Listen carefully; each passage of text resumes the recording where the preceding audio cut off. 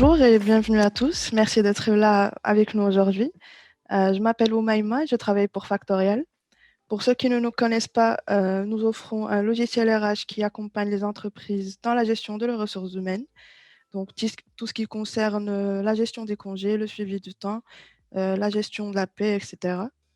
Nous sommes aujourd'hui avec Maxime Rovache, consultant, auteur et formateur expert en télétravail, qui va nous parler de comment mettre en place et manager le télétravail, un sujet très important et très en vogue en ce moment même.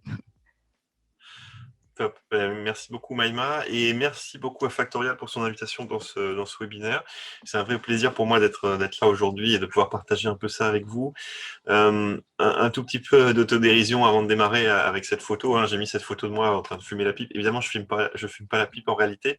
C'est juste que comme je suis auteur, Maïma l'a dit, mais depuis pas très longtemps, c'est mon premier livre et il est sorti tout récemment.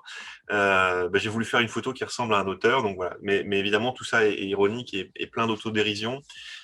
Et c'est aussi pour revenir un petit peu sur l'humilité qui est derrière tout ça, c'est-à-dire que tout ce qui est dans le livre et tout ce dont je vais vous parler aujourd'hui, l'idée, bien entendu, c'est que c'est ma vision des choses qui est très subjective, qui vient de mon vécu, de mon expérience, de ce que j'essaie de porter aussi chez mes clients, mais c'est en aucun cas quelque chose qui devrait être pris comme un dogme ou comme quelque chose d'absolu. Chacun de vous pourra, à partir de ces éléments-là, ou en composant avec ces éléments-là, ou même en s'opposant à ces éléments-là, construire son propre chemin, sa propre voie. Donc voilà, surtout beaucoup d'humilité et d'humour aussi dans tout ça aujourd'hui.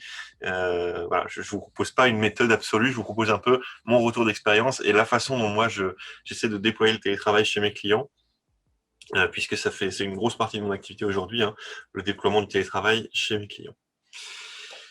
Donc voilà, donc le livre s'appelle Mettre en place et manager le télétravail aux éditions Erol. Il est sorti en septembre, donc voilà, vous le trouvez dans toutes les librairies normalement. Donc si en plus vous voulez soutenir votre libraire du coin et l'acheter là-bas, c'est top. Ça fera au moins 2 €, votre libraire et moi, donc c'est super. Alors, je vais essayer de tenir en une bonne demi-heure ou un petit 3/4 d'heure pour qu'on ait aussi du temps à la fin pour faire des questions-réponses et qu'on puisse s'arrêter vraiment, je pense, à midi au plus tard.